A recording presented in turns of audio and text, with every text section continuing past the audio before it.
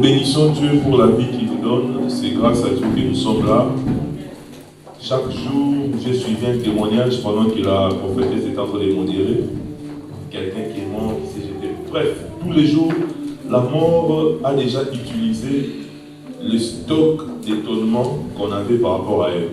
De la mort, on n'étonne plus de nos jours. Chaque jour, il y a des morts brusques, il y a des morts provoquées par des accidents, il y a des morts provoquées par des maladies. Chaque jour, quand nous regardons autour de nous, vraiment, il y a des gens qui nous laissent, surtout en cette période où cette pandémie est en train de ravager la planète Terre.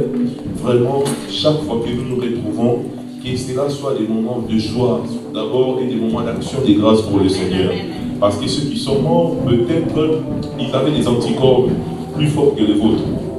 Mais Dieu, dans sa souveraineté, a décidé de les rappeler à lui.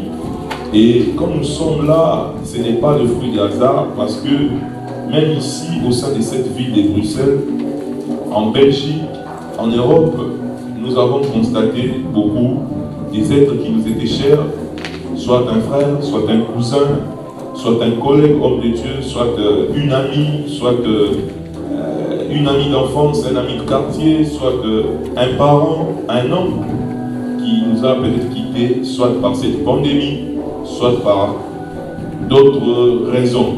Mais quand nous sommes là en vie, nous réalisons que nous sommes en vie, dans la présence de Dieu, comme j'avais dit, les dimanches, je l'ai répété hier, samedi, et puis vendredi, quand vous êtes dans la présence de Dieu, surtout en ces temps ici, reflétez l'image, l'attitude d'une personne qui est reconnaissante à Dieu. Montrez à Dieu vraiment que vous êtes reconnaissant. Donc il n'a pas eu tort de nous laisser en vie, parce qu'il savait un jour dans sa présence, tu serais dans la joie. J'ai toujours dit, David dit, je suis dans la joie quand on me dit d'aller dans la maison du Seigneur. Déjà le fait qu'on lui annonce qu'il ira à la maison de Dieu, il est dans la joie. Maintenant, imaginez la dimension de sa joie quand il se retrouve dans la maison de Dieu. Dans le fait qu'on lui informe que nous allons à la maison de Dieu, il est déjà dans la joie. Il est déjà dans la joie. Il y a d'autres personnes, des jours de culte, ils sont déjà dans la joie quand ils réalisent que c'est un jour de culte. Et il y a d'autres aussi qui disent, ah, il y a encore église. Si je ne vais pas là-bas, on va dire que je ne suis pas venu. Donc il n'est même pas dans la joie de venir dans la maison de Dieu. Mais il y a des personnes comme nous sommes un mercredi, un vendredi, un dimanche. Depuis très tôt le matin, son cœur est dans la joie. Il dit, j'irai à la rencontre de mon Dieu. J'irai à la maison de Dieu. Soit rendre mon service et élever mon Seigneur. Mais quand Dieu vous a gardé, et que Dieu nous a tous gardés, le plus important est que nous puissions être dans la joie, dans la présence de Dieu, et communiquer aussi la joie à celui qui est à côté de vous. Ce que vous avez, vous pouvez le communiquer à celui qui est à côté de vous. Voilà pourquoi il y a des personnes, quand tu es à côté d'elle, tu commences à somnoler. Parce qu'il n'a que le sommeil en lui. C'est ce qui te transmet. Il y a des personnes, quand tu es à côté d'elle, tu deviens lourd. Toi qui as l'habitude d'être très motivé, très speed dans la présence de Dieu, tu ne comprends pas aujourd'hui vraiment, alors que tu as dormi tôt, tu t'es reposé depuis 21h, mais tu es lourd. C'est parce qu'il y a une personne à côté de toi qui te communique. Tu sais, dans la vie, la personne qui est à côté de toi peut déterminer ce qui va t'arriver demain. Mets ton masque et regarde ton voisin, dis, voisin, sois un bon voisin pour moi. Il faut que vous êtes aussi il y a une distance de 1 mètre. Dis-lui, voisin, sois un bon voisin pour moi. Donc dis-lui vraiment que sois un bon voisin, ne sois pas un mauvais voisin. Alléluia. Le problème d'Éden au jardin d'Éden, c'est parce qu'elle a eu un mauvais voisin, le serpent. Mais la plus grande grâce, comme diraient les gens de ce monde, de ces brigands à la croix, c'est parce qu'il est tombé à côté d'un bon voisin. Ton voisin peut déterminer aussi ce qui doit arriver. Il y a des voisins qui vous stimulent à la foi. Vous savez, il y a des personnes quand elles sont à côté de vous, même si tu n'es pas adoré, mais la manière dont ils naviguent dans l'adoration. Toi-même tu te sens, non, là, si je n'adore pas, je ressemble au diable. Amen. Il y a des personnes pendant la louange, quand tu loues le Seigneur, même toi, tu es ce qu'on appelle chez nous au Congo, vieux bombasse. Tu vas te dire, non, pas question de faire bomba, si je vais louer mon Dieu. Parce que c'est un bon voisin, il dégage les rayons de la gloire de Dieu. Il dégage la présence de Dieu. Soyez des bons voisins dans la présence de Dieu. Communiquez les bonnes choses, communiquez la bonne humeur, communiquez la joie, communiquez la présence de Dieu. Amen. Et quand vous allez communiquer cela, vous qui avez dégagé l'onction, Dieu ne vous laissera pas vivre. Dieu va vous équiper davantage. Et Dieu va vous arroser davantage. Et vous irez de gloire en gloire. Quelqu'un n'a pas dit amen avec nous. Ici, nous parlons d'un prophète qui s'appelle Habakkuk. C'est un prophète que Dieu appelle à un moment très compliqué. Dieu appelle ce prophète pendant que Israël est sous un jugement fort de Dieu. Il est prophète en Juda. Juda pêche et Dieu met Juda sous un jugement fort. Dieu va livrer Juda sous l'autorité, sous l'influence d'un peuple païen, ce peuple qu'on appelle le peuple chaldéen. Le peuple chaldéen, c'est qui? C'est un peuple idolâtre. C'est un peuple qui faisait des sacrifices de leurs fils par le feu. C'est un peuple qui vit dans l'abomination. Maintenant, Dieu, pour punir Juda, Dieu va leur mettre sous l'autorité de ces peuples. La Bible dit, Dieu lui-même dit, je susciterai contre vous les Chaldéens. Il y a des moments dans la vie, quand Dieu vous lance une interpellation, quand Dieu vous parle, quand Dieu vous instruit, et que vous ne voulez pas vous conformer, vous ne voulez pas vous détourner de l'abomination, vous ne voulez pas arrêter avec la rébellion, être rebelle à l'autorité de Dieu, il y a des moments dans la vie, Dieu peut susciter un peuple méchant et vous mettre sous son autorité. Vous allez voir peut-être, à cause de votre désobéissance à Dieu, à cause de votre négligence, à cause de cette vie que vous menez qui n'est pas conforme à Dieu, il y a des moments où Dieu peut permettre, Dieu peut susciter un sorcier dans votre famille et vous mettre sous son autorité. Ici, un peuple de Dieu, mais qui se retrouve sous l'autorité d'un peuple païen, d'un peuple idolâtre, qu'on appelle des Chaldéens. Et il y a un prophète là, c'est le prophète Habakkuk. C'est dans cette période-là que Dieu l'appelle. La plupart des personnes sont entrées dans leur appel pendant que soit leur famille, leur entourage, soit eux-mêmes traversés des moments difficiles dans leur vie. Et c'est dans cette période que la plupart sont entrés dans l'appel de Dieu. Et Habakkuk, c'est en cette période que Dieu l'appelle. Habakkuk, c'est quel genre de prophète? Habakkuk, ce n'est pas un prophète. Ici, il n'a pas encore à prophétiser par rapport à ce qu'il entend ou par rapport à ce qu'il voit. D'abord, Habakkuk a commencé à prophétiser, non pas par rapport à ce qu'il entend. Ça, c'est venu après. Non pas par rapport à ce qu'il voit. Mais Habakkuk, son ministère prophétique était caractérisé par une autre dimension. C'était un prophète qui prophétisait, qui disait des choses par rapport à ce qu'il ressentait en lui. Habakkuk prophétisait par rapport à ce qu'il ressentait en lui. Il y a des personnes qui prophétisent par rapport à ce qu'ils entendent. Il y a des personnes qui prophétisent par rapport à ce qu'ils voient. Il y a aussi des personnes qui prophétisent par rapport à ce qu'ils ressentent. Dieu ne parle pas toujours par une voix audible. Dieu peut donner un message par une vision claire. Vous voyez, c'est écrit comme dans un tableau. Il y a des prophéties que Dieu donne. Il met une conviction, il met un ressenti en vous fort. Et Habakkuk prophétise ainsi. Qu'est-ce qui se passe? Le peuple a péché devant Dieu. Israël invoque Dieu. Mais Dieu ne le répond pas. Nous sommes ici, quand vous lisez les livres d'Habakkuk chapitre 1 et Habakkuk chapitre 2, vous comprenez que nous avons affaire à un peuple qui est dans la souffrance, qui est dans des difficultés, mais qui invoque Dieu et que Dieu ne répond pas.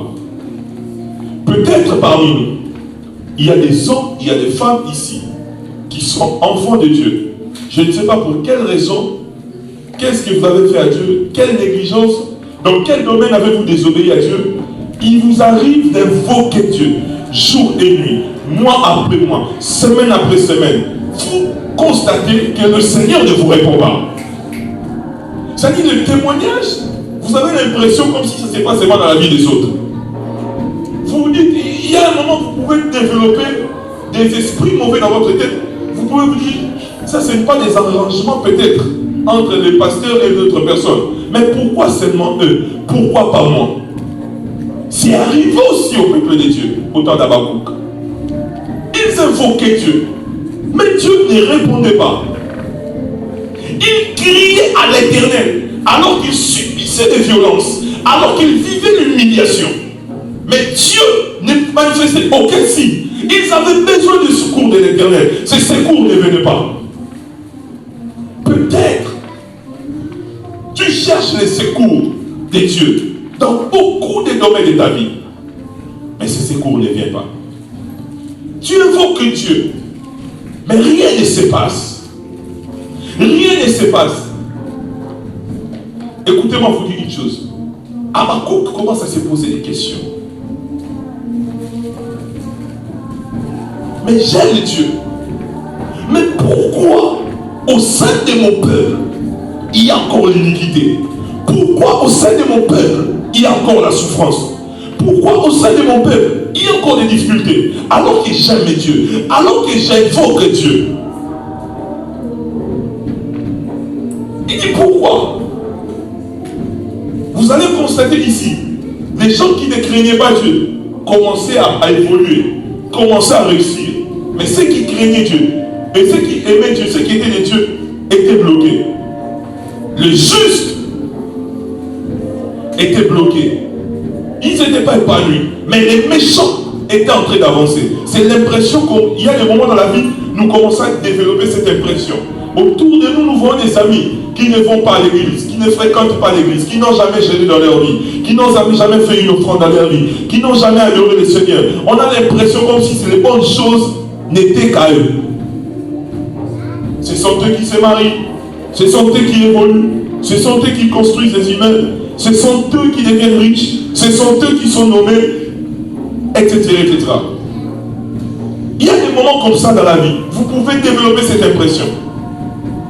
Mais le problème, avant de voir ce qui se passe, avant de croire que Dieu est devenu injuste à votre égard, Dieu vous fait subir des choses injustes.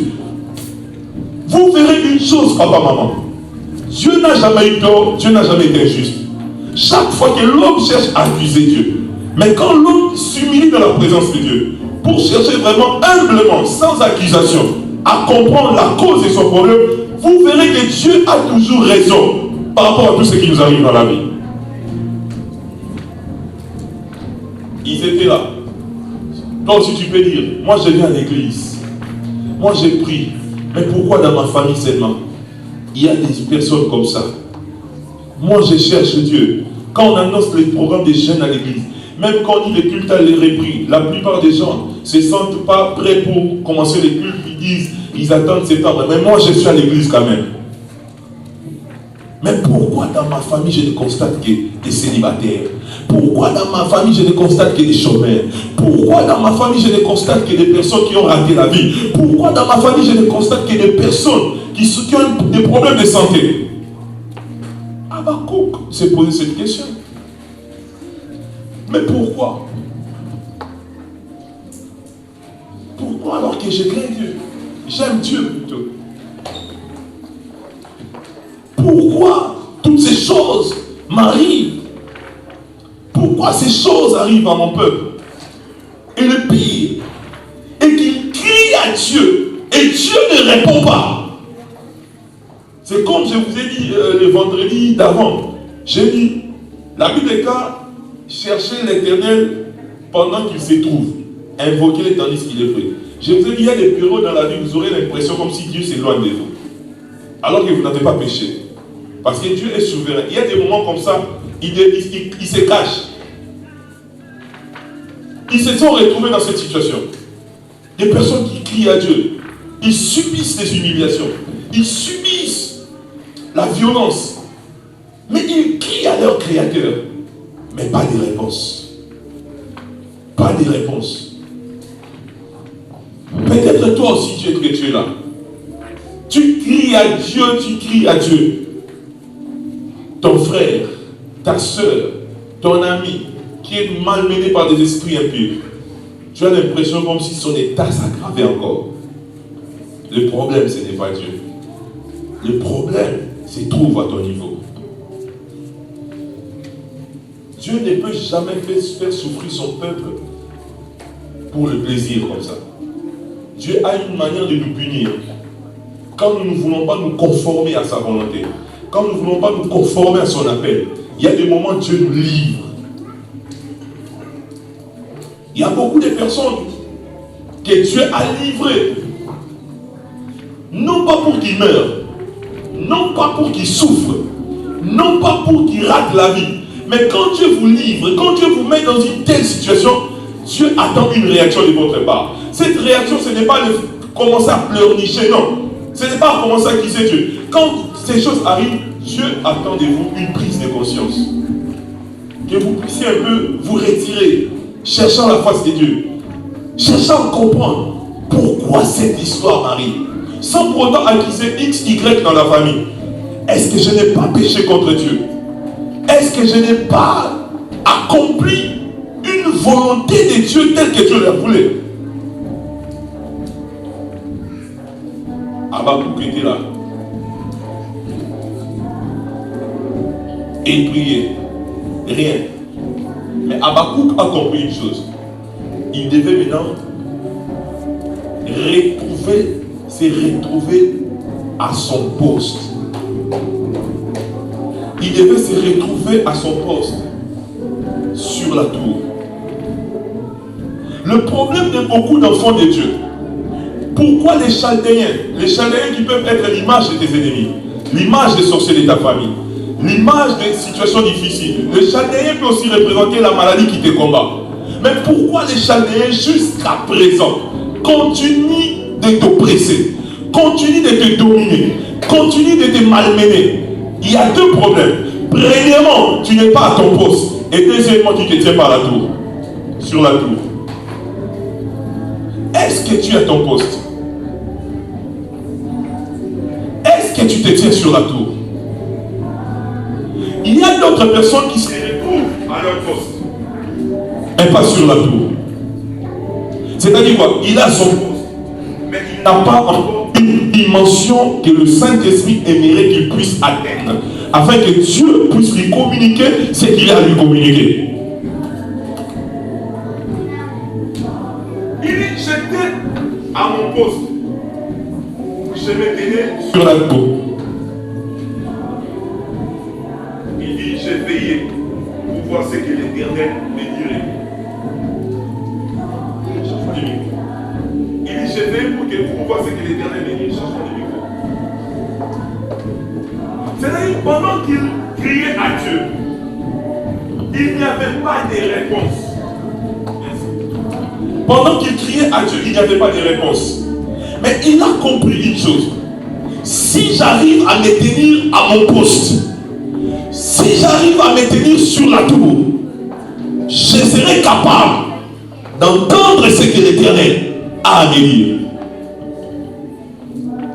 Papa, maman, tant que tu n'es pas à ton poste, tant que tu ne te tiens pas sur la tour, il y a beaucoup de choses que tu n'entendras pas. Tu auras l'impression comme si tu invoquais Dieu et Dieu ne répondait pas. Tu auras l'impression comme si tu cherchais Dieu et Dieu n'agissait pas. C'est parce que tu n'es pas à ton poste et parce que tu ne te tiens pas sur la tour.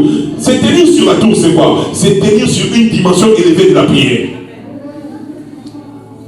C'est tenir sur la tour, c'est quoi? C'est élever le niveau de sa communion avec Dieu. Tant que tu n'élèveras pas le niveau de ta communion avec Dieu, tant que tu ne te retrouveras pas à ton poste, il y a des choses qui vont te passer. Tu auras l'impression comme si Dieu t'a abandonné. Tu auras l'impression comme si Dieu t'a livré entre les mains des Chaldéens pour que les Chaldéens puissent t'achever. La pensée de Dieu, ce n'est pas que tu sois achevé par les Chaldéens, c'est que le fait qu'il te livre sous l'autorité des Chaldéens, que cela puisse réveiller le guerrier qui est caché en toi. Il dit, j'étais à mon poste. Beaucoup de personnes ne comprennent pas. On ne vient pas dans la maison de Dieu pour ne rien faire à l'église. C'est très dangereux. Vous devez avoir un poste. Un poste où Dieu vous verra tous les jours. Tu ne peux pas aller sur la tour sans pour autant d'abord passer par ton poste. Pour se tenir sur la tour, tu dois d'abord passer par ton poste.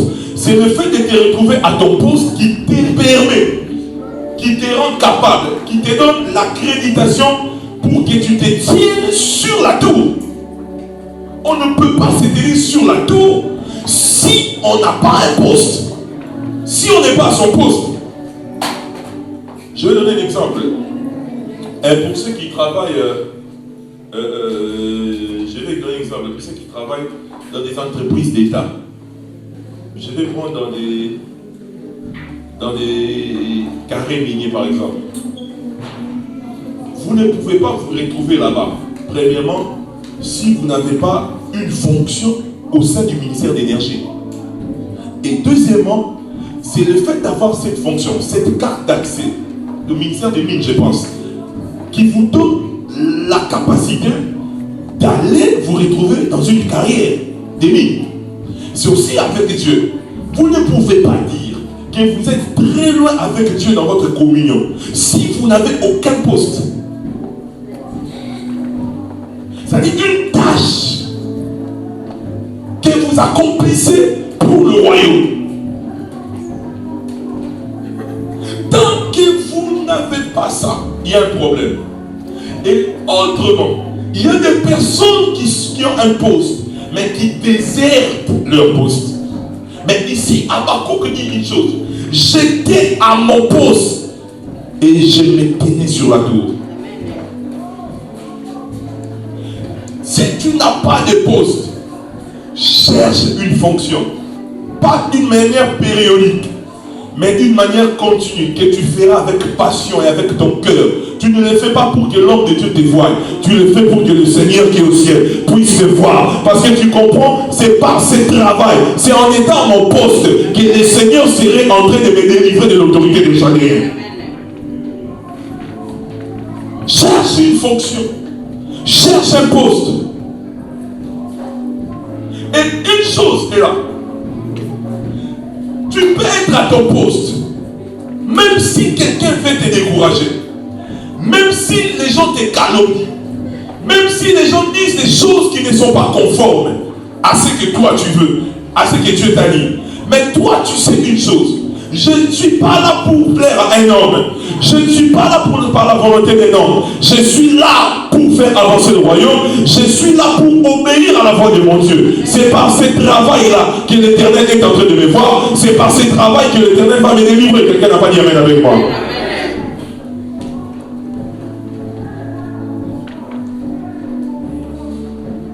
Quel est ton poste? Regarde, tu connais Zacharie, il était très avancé en âge. Mais avant, il a prié, il a demandé des choses à Dieu. Et il avait l'impression comme si c'était fini. Mais malgré ça, Zacharie est resté à son poste.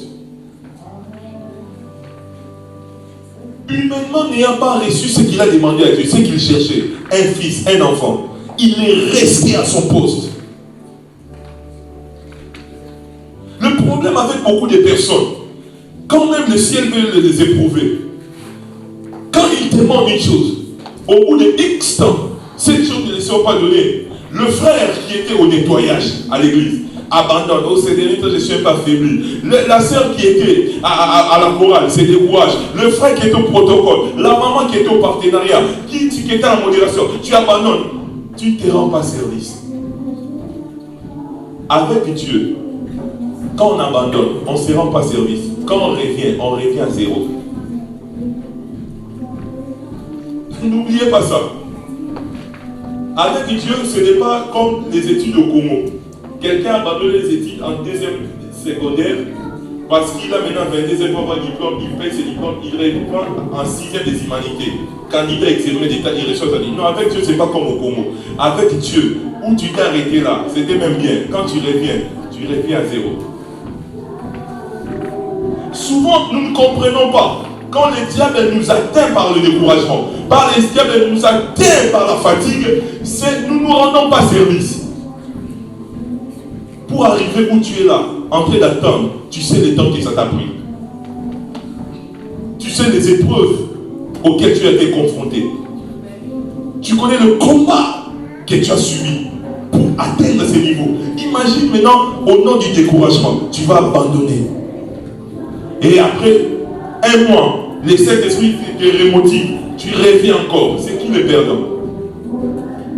C'est qui le perdant? Ne quittez jamais votre poste. Restez toujours à votre poste.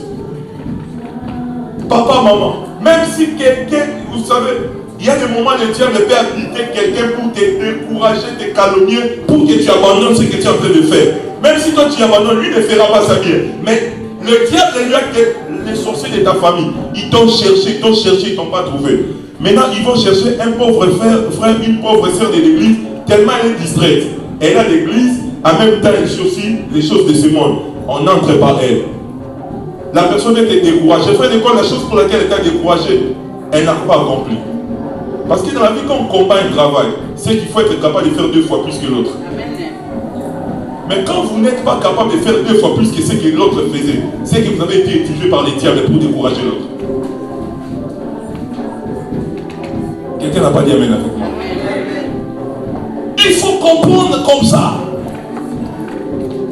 Mon travail, c'est de prendre ces paniers après les cultes, ranger l'église, me rassurer que tous les instruments sont en ordre. Mon travail, c'est de filmer l'église. Mon travail, c'est de chanter. Je le fais avec humilité, avec passion, parce que je sais, c'est par ce travail-là que Dieu va me délivrer sous l'autorité des Chaldéens.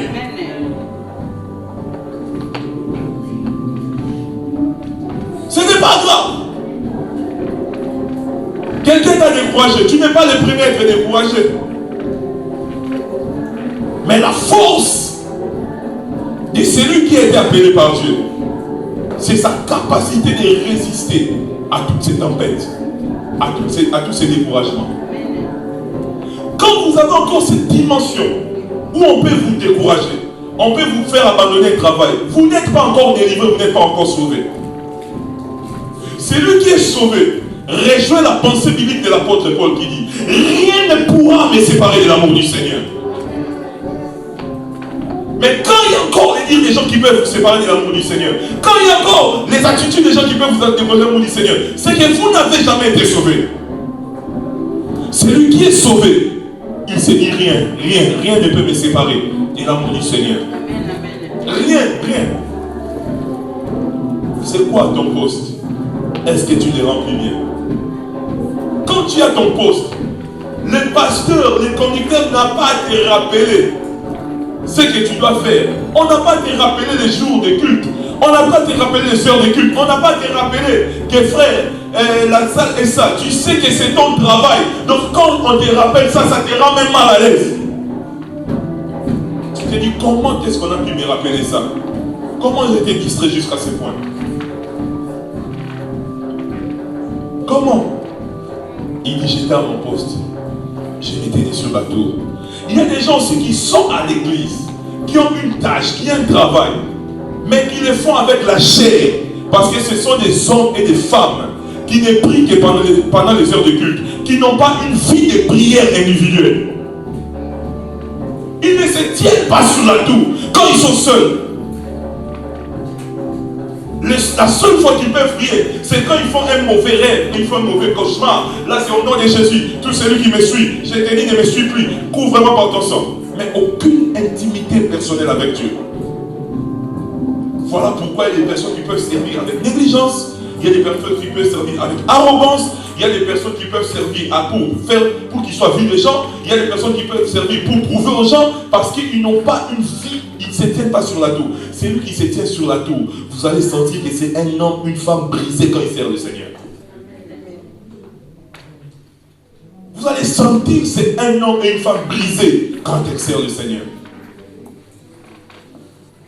Pourquoi tu ne sers pas Dieu bien? Pourquoi tu sers avec arrogance? Pourquoi tu sers avec négligence? Pourquoi tu sers pour être vu des gens? C'est parce que tu n'as pas cette vie de te tenir sur la tour.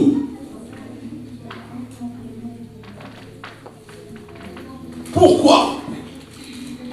Pourquoi tu ne grandis pas dans ta manière de servir?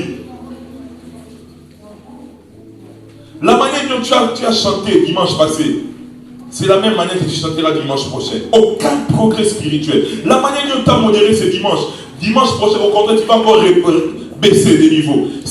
Tu n'as pas cette vie de te tenir sur la tour.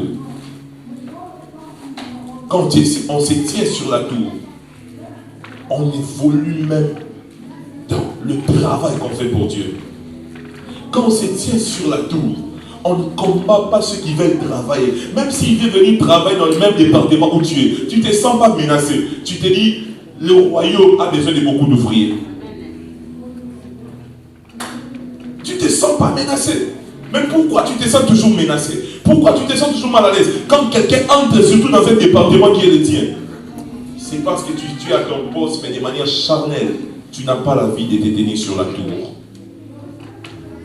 Tu n'as pas la vie de te tenir sur la tour. Apprenez à vous tenir sur la tour. Chaque jour. Habakkuk dit, j'étais à mon poste. Il dit, j'ai veillé, je me tenais sur la tour. J'ai veillé pour voir ce que l'Éternel me dirait. Et ce que je répliquerai après ma plainte. Zacharie était là avant son âge. Il a prié pour avoir un enfant. Ils n'ont pas eu cet enfant. Mais cela ne les a pas refroidis par rapport à leur engagement pour le Seigneur. Les jours où Dieu l'a visité, c'était le jour où Zacharie était programmé pour rendre son ministère. C'était le jour qu'il était à son poste. L'ange de l'Éternel lui est apparu. Mais pendant que Zacharie était à son poste, il ne priait plus pour l'enfant. Il a déjà prié avant. Mais il était là pour accomplir le travail pour lequel il était établi. Tu as des choses que tu as demandé à Dieu. Cela ne doit pas te refroidir dans ton travail pour Dieu.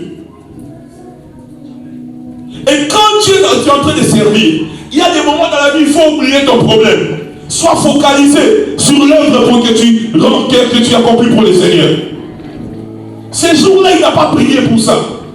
Il était focalisé sur l'œuvre de Dieu. Il était focalisé sur ça. La Bible dit, l'ange lui est apparu. Un jour, un ange de Dieu t'apparaîtra. Pendant que tu seras à ton poste, en train de rendre un ministère d'une manière digne et humble, un ange éternel va t'apparaître. Et cet ange t'apportera peut-être la solution qui te faut depuis des années dans un domaine quelconque de ta vie. L'ange lui est apparu. L'ange lui dit, Zacharie, ta prière a été exaucée. C'est-à-dire quoi? Dieu avait à exaucer les prières que Zacharie avait fait avant. Parce que ces jours-là, Zacharie n'avait pas prié pour ça. Écoutez-moi, toutes les prières que tu fais, Dieu n'a oublié aucune de prière. Toutes les demandes que tu adresses à Dieu, Dieu n'a oublié aucune des demandes. Le plus important, Dieu veut te voir à ton poste. Ne définis pas un contrat de bail avec Dieu. Donc je t'ordre de servir pendant 6 mois, je vais voir la main de Dieu. Non, tu n'es pas propriétaire, vous n'êtes pas des associés avec Dieu. Dieu c'est le boss. Nous sommes des ouvriers, c'est lui qui nous engage. Amen. C'est lui qui doit nous proposer un contrat. Ce n'est pas à nous à lui fixer un contrat de travail. C'est Dieu le boss.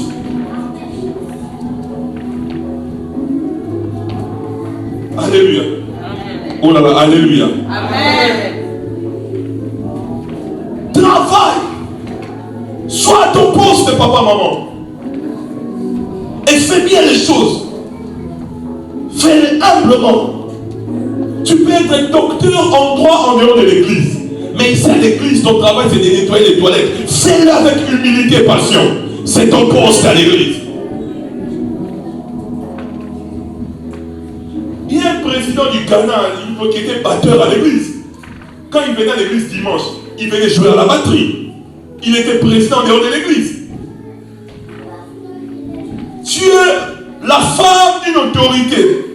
Quand tu entres à l'église, Ton travail, c'est le protocole. Fais le protocole. Oublie tes histoires de femmes d'autorité. Sois à ton poste. C'est même par ton poste que Dieu va affermir même le pouvoir, l'autorité de ton mari. Amen.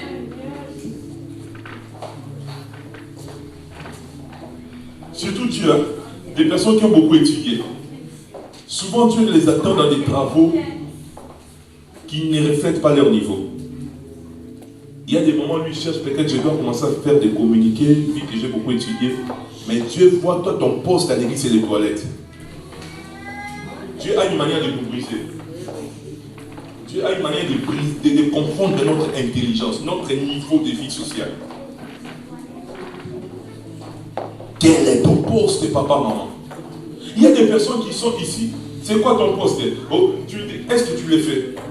Quand on a son poste, on ne rappelle pas à quelqu'un que tu dois faire ceci. Quand on te rappelle ça, ça doit être un sujet, ça doit te déranger tellement.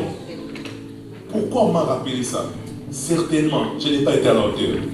Seigneur, pardonne-moi, aide-moi qu'on ne me rappelle plus ça. Aide-moi qu'on ne me rappelle plus ça.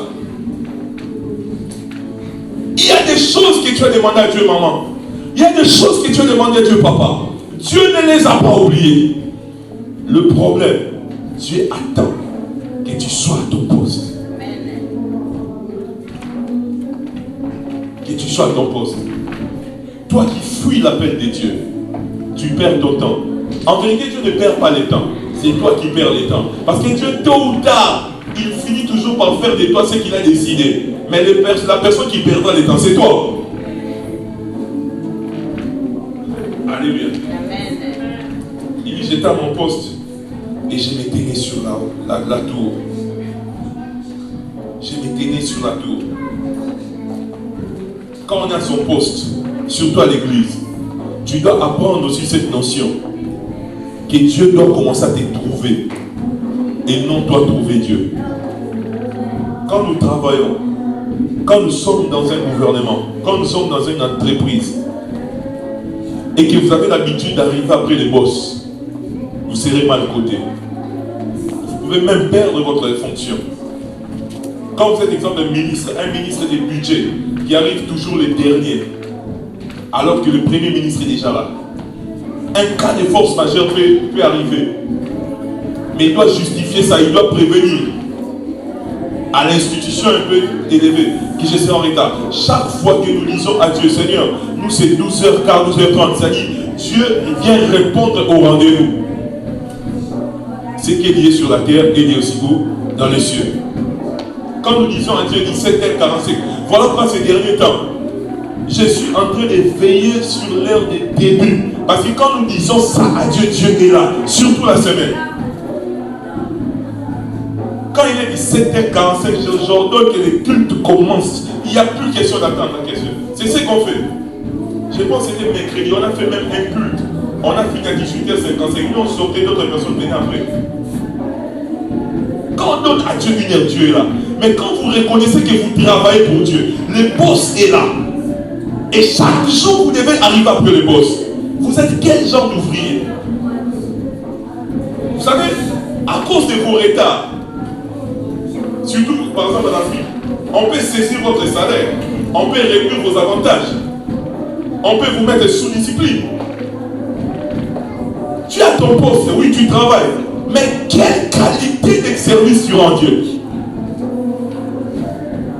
Celui qui travaille pour Dieu, il reconnaît Dieu comme le boss. Et la manière dont je peux me comporter vis-à-vis de mon boss dans une société d'ici-bas, je me pose la question, est-ce que c'est le respect que j'ai au boss des boss qui est Jésus-Christ?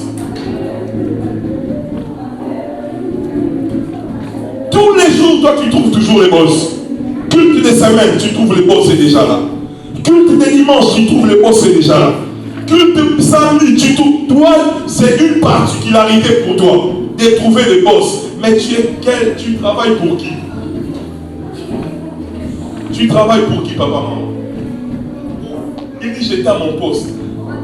Mais de quelle manière es-tu à ton poste? De quelle façon es-tu à ton poste? Frères et sœurs, quand il a compris ça,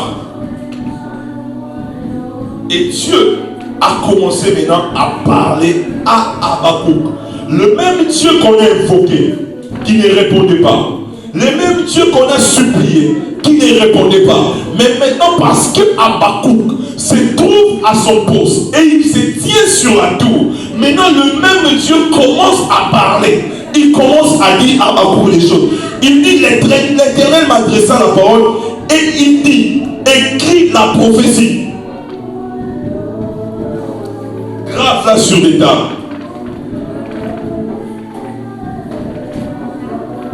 Celui qui a son poste et qui a la vie il se tient régulièrement sur la tour. C'est-à-dire qu'il mène une vie de communion à Dieu. Il a une vie personnelle, individuelle, intense avec Dieu. Il passe des moments individuels avec le Saint-Esprit. Et il est tout le temps à son poste. Il offre un service de qualité. Quand Dieu a parlé pour ta vie, papa, maman, personne ne va annuler cette prophétie-là.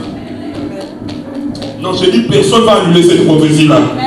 Donne-moi un amen bien. Amen. Personne ne va annuler cette prophétie. Quand je me tiens sur la tour, quand je suis à mon poste, tout ce que l'Éternel me dit, au travers des visions, au travers des prophètes, au travers des apôtres, toute parole prophétique que j'ai reçue, je suis sûr que je ne quitterai pas cette terre des hommes sans pour autant que ces prophéties puissent trouver leur accomplissement. Celui qui a son poste et celui qui se tient sur la tour, tant qu'il n'a pas encore vu l'accomplissement des prophéties de Dieu dans sa vie, il sait qu'il ne mourra pas. Mais si tu n'es pas à ton poste, si tu ne te tiens pas sur la tour, il y a des personnes qui ont reçu des prophéties dans la Bible qui sont mortes. Entre autres, le peuple d'Israël eux-mêmes. Dieu dit à Moïse, j'ai vu la souffrance de mon peuple, va, féliciter là, je vais vous amener dans le pays où coulent les miels. Même lui-même, Moïse, a salué Canaan de loin. Ceux qui sont entrés dans cette prophétie, dans l'accomplissement de cette prophétie, c'est la génération de ceux qui étaient nés dans le désert. Excepté Josué et Caleb. Donc il y a aussi des personnes, Dieu peut parler, mais la qualité de ton service. Parce qu'il y a des personnes que Dieu peut tolérer pendant des années avec ta négligence. Après un moment, Dieu peut te livrer. Parce que la prophétie qu'on reçoit de Dieu, quand on est à son poste, quand on se tient sur la tour, la prophétie est un esprit contre la mort, est une garantie contre la mort. Parce que quand je suis quelqu'un, je me tiens à mon poste, je suis dans mon appel, je bafouille mon appel, je sers Dieu dans ma dimension, dans mon couloir d'onction, et je travaille tel qu'il se doit avec passion, et je me tiens sur la tour, jour et nuit. Écoutez-moi, vous dire une chose, c'est toutes les prophéties que je reçois, stoppe la mort dans ma vie. Je ne peux pas mourir. Voilà pourquoi il y a des moments, quand on te dit à l'esprit de mort, quand un prophète voit réellement l'esprit de mort, ça te fait paniquer. Tu as raison de paniquer. Parce que tu es à ton poste d'une manière indigne. Tu n'as pas une vie de te tenir sur la tour continuellement. C'est normal que tu aies peur parce que tu peux aussi mourir pour les vrais. Mais quelqu'un qui se tient sur la tour, jour et nuit, quelqu'un qui sait qu'il est à son poste, il rend un service de qualité à son Dieu. On peut voir la mort. Il sait que ce que Dieu a dit pour ma vie va stopper cette mort. Je vais vous parler d'un homme dans la Bible, dans le livre de Luc 2, à partir du verset 24, je pense jusqu'à 26. Siméon.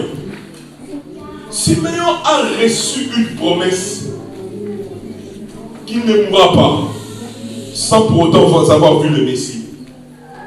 Dès qu'il était devenu vieux, avancé en âge, j'imagine peut-être qu'il y avait des maladies qui combattaient son corps.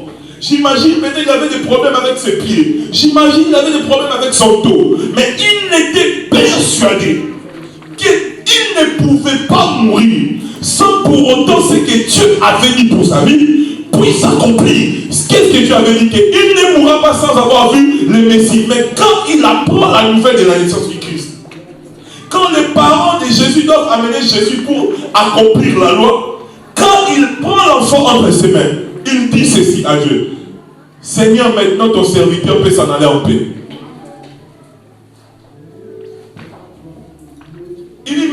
maintenant ton serviteur peut s'en aller en paix. Donc quand la Bible dit, Siméon a été divinement averti. Être divinement averti, c'est-à-dire il a reçu une prophétie qui venait de Dieu.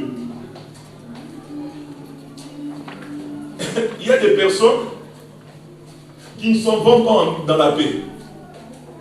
Ils vont s'en aller dans le tourment. 77 choses que Dieu lui a dit. Il s'en va, il a vu des 75 et demi qui ne se sont jamais accomplis. Une telle personne s'en va dans la paix. Siméon dit, maintenant tu peux prendre ton serviteur. Il peut s'en aller dans la paix. Donc quand vous méditez bien, vous comprenez que la prophétie de Siméon stoppait la mort.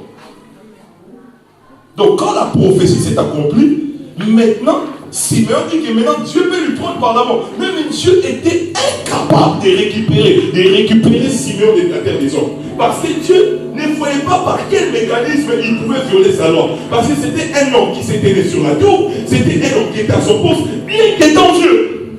Il n'attendait que la prophétie. Tu attends ta prophétie, mais dans quel état, dans quelle dimension? Dans quelle dimension?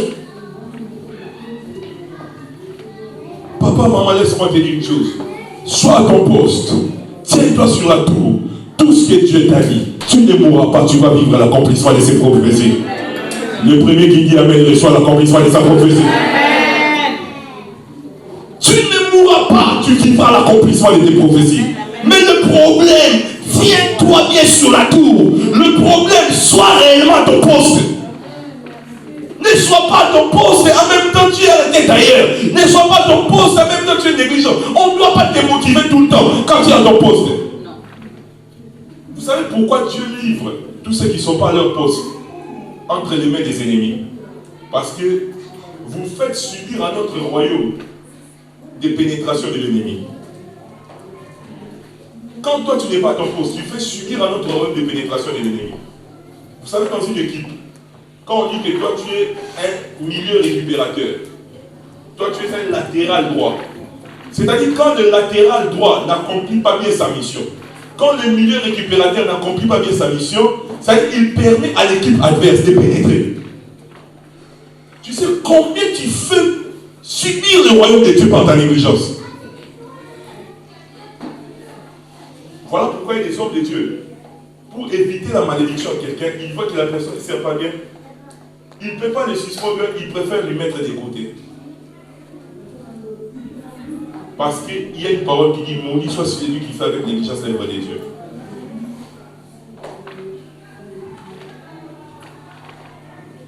Tu sais combien? Toujours des explications, papa, maman. Oui, je savais, mais j'étais allé voir des amis, après je suis arrivé en retard. Oui, je savais, j'étais fatigué, la semaine était longue pour moi. Oui, je savais, parce que je voulais venir, mais j'ai raté mon bus. Oui, je savais, je suis arrivé, je voulais faire mon travail, mais le frère là m'a mal regardé, ça m'a découragé. Oui, je savais, frère, soeur, répands-toi. C'est toi qui payes les conséquences dans les jours à venir. Comprends, c'est quoi le problème? Vous savez, il y a des chansons qu'on lit, qu'on chante, mais qu'on ne réalise pas, dont on ne réalise pas la profondeur. Il y a des personnes qui chantent quand ils disent chrétien jusqu'à la mort. Chrétien jusqu'à la mort. Moi, je pense que les gens devaient chanter ça différemment. Chrétien quand j'ai des problèmes. Chrétien quand j'ai le temps. Je pense que les gens devaient chanter ça comme ça. Parce que la plupart des gens cherchent Dieu quand ils ont des sérieux problèmes. J'ai toujours dit, quand une personne ne vient pas à l'église à l'heure, un jour, culte de semaine, le culte commence à 17h45, vous lui trouvez à 17h30. Donc si tu es un pasteur expérimenté, tu n'as même pas besoin de la prophétie. Il a des problèmes sérieux qui lui dérangent. Il y a des problèmes sérieux qui lui dérangent. Donc tu n'as même pas besoin de la prophétie. Quand tu vois quelqu'un qui a du mal à s'attacher à Dieu, ces derniers temps, tu lui vois, tu ne l'as pas évangélisé. Le Saint-Esprit ne l'a pas touché. Mais quel attachement à Dieu, à l'église? C'est que quand tu regardes, tu as l'expérience, regarde autour de lui. Tous ceux qui étaient des personnes qui constituaient son quotidien, ses meilleurs amis, pas des bannis. C'est le refuge église. Une telle personne, quand il vient dans cet état, Dieu comprend que ça, c'est pas quelqu'un de sérieux. Regardez quand on était dans les confinements, combien de personnes disaient ah, vraiment qu'on va reprendre l'église. Moi j'ai déjà évangélisé, j'ai déjà gagné, je vais faire ceci, je vais faire ceci. J'ai reçu des messages. Mais on a repris ici. Qu'est-ce qu'on voit? Qu'est-ce qu'on voit? Quelqu'un qui se tient à son poste ne somnole pas pendant les heures de culte. Il comprend que c'est la sorcellerie. C'est la sorcellerie en plein jour. Est-ce que vous pouvez somnoler dans la loge des bouddhistes ou dans la maison des féticheurs? Tu peux somnoler, papa, maman, toi qui es expert en somnolant en culte. Tu vas devenir éveillé à l'occasion de rien. Il y a des gens quand ils vont chez les féticheurs. Un frère m'a dit, autorité, ces hommes-là intimident les gens. Quand ils ne veulent pas, mais il n'a même pas fini. Oui, papa, même. Il voit que les gens ont donné leur père comme ça par intimidation. Oui, après tu comprends, tu vas donner ton papa, j'avais déjà dit oui. Mais quand il vient à l'église, comme Dieu est compatissant, Dieu est amour, bon, je dois d'abord être convaincu pour faire ce qu'on me demande là. Mais quand ils vont là-bas, ils n'ont pas besoin de conviction. Aujourd'hui, j'étais allé dans un parc à côté de chez moi pour prier, vers 8h30. À cette heure-là, il n'y a quasiment personne. Mais c'est un deuxième dimanche que je trouve un groupe de 4 femmes. Je pense qu'ils font leurs trucs, ça va être des yoga ou quoi. J'ai vu des personnes. J'étais là, j'étais avec mon agenda et j'étais en train d'écrire et prier. Elles sont restées là pendant 40 minutes de concentration.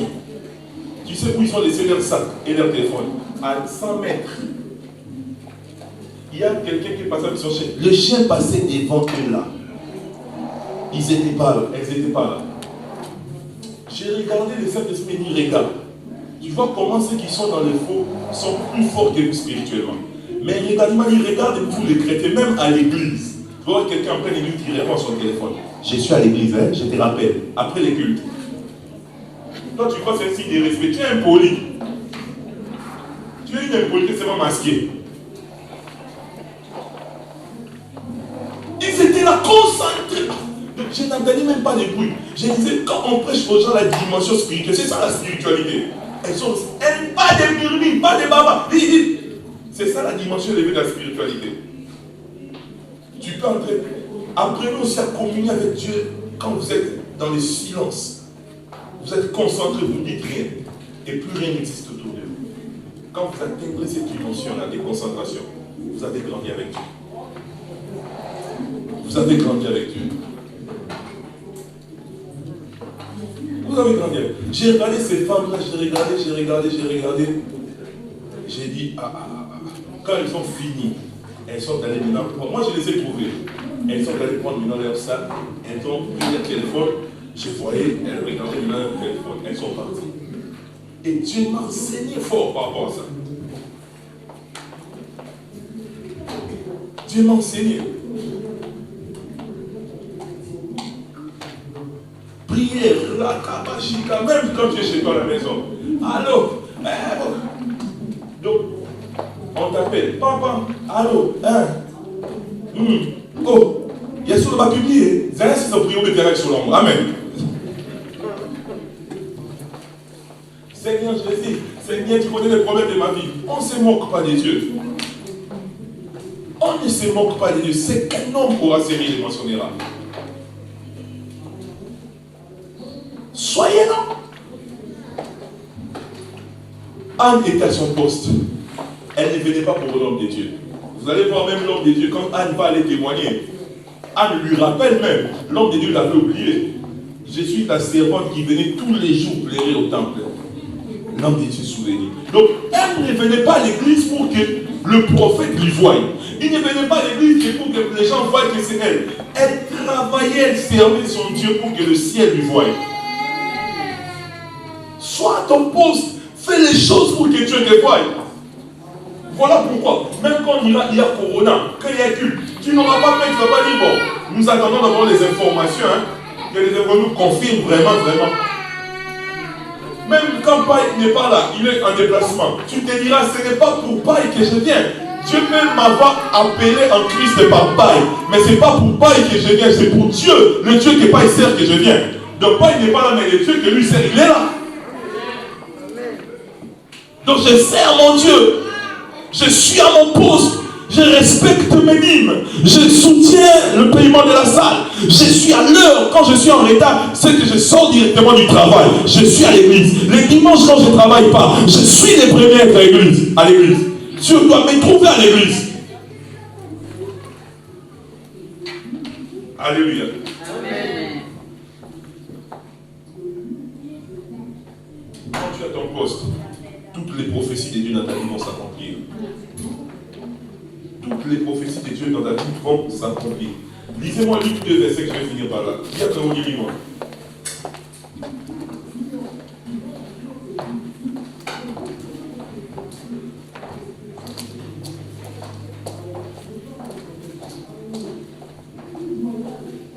Je pense que c'est 25 ou 24. Lis-moi un peu ça.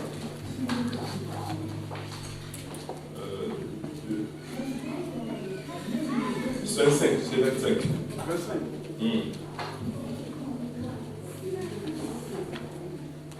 Je lis au nom du Seigneur. Amen. En voici, il y avait à Jérusalem un homme qui avait pour nom Siméon, et cet homme était juste et craignant Dieu, et il attendait la consolation d'Israël, et le Saint-Esprit était en lui. Et il avait été averti divinement par le Saint-Esprit qu'il ne mourrait point, que premièrement une vue, le Christ Jésus-Christ. Merci, parole du Seigneur. Il a été divinement averti, mais c'était un homme qui était à son poste, qui s'était mis sur la tour. Il vivait avec le Saint-Esprit. Tiens-toi, sois à ton poste et tiens-toi sur la tour, frère et sœur. Ta vie de prière que tu as dans ta maison, elle est trop faible. Pourquoi tu pries seulement quand il y a la mort qui te menace? Pourquoi tu pries quand on te coupe le chômage, quand on t'a révoqué du travail? C'est là maintenant que tu es en train d'aller retraite. Écoutez-moi, l'église n'est pas un lieu de personnes qui n'ont rien à faire. L'église n'est pas un lieu de rien à faire. L'église est un lieu de personnes qui ont des occupations, mais qui montrent à Dieu au-delà de nos occupations. Nous sommes dans la maison de Dieu. L'église primitive n'était pas constituée des chômeurs. Tous étaient en activité. Ils avaient une vie sociale active. Mais pour Dieu, ils étaient tous les jours assignés au temple. Ils étaient assignés au temple tous les jours. Ils n'avaient pas besoin d'un message. Ils n'avaient pas besoin d'un SMS. Ils n'avaient pas besoin qu'on leur motive. C'était eux qui devenaient les motivateurs pour ceux qui ne connaissaient pas le Christ.